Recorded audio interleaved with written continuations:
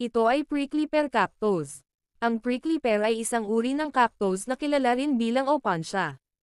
Ang mga halaman na ito ay karaniwang matatagpuan sa mga tuyong lugar tulad ng mga disyerto.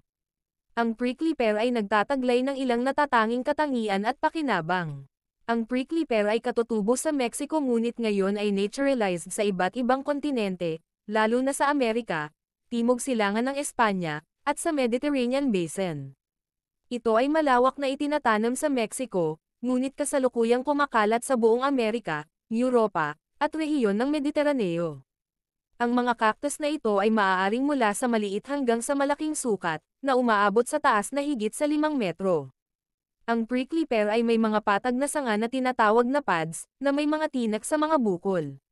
Ang mga tinak na ito ay maaaring maging maikli o mahaba, at mayroon ding maliliit na bristles na maaaring maging sanhi ng pangangati.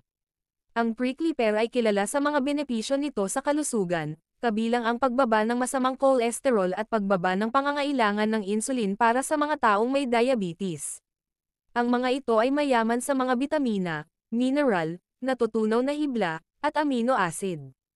Ang iba't ibang bahagi ng prickly pear ay nagagamit para sa maraming layunin. Ang mga prutas ay maaaring kainin ng sariwa o e-proseso sa mga juice, jam, at syrup. Ang mga pads, lalo na sa Mexico, ay maaaring kainin ng sariwa, luto, o dehydrated. Ang prickly pear ay ginagamit din sa mga pharmaceutical at cosmetic industries, bilang pagkain ng hayop, at para sa biofuel production. Ang prickly pear ay ginagamit sa mga produkto ng pangangalaga sa balat tulad ng face oil, serum, toner, at face wash.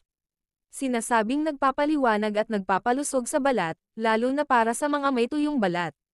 Ang FAO, Food and Agriculture Organization, ay nagpo-promote ng paglilinang ng prickly pear sa mga tuyo at semi-arid na lugar dahil sa pagiging madaling ibagay nito at paglaban sa mga kondisyon ng stress sa kapaligiran.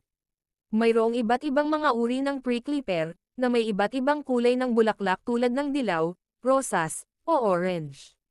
Ang isang uri, Opuntia ficus indica, ay kilala para sa nakakain na prutas nito, na may lasa na katulad ng dragon fruit.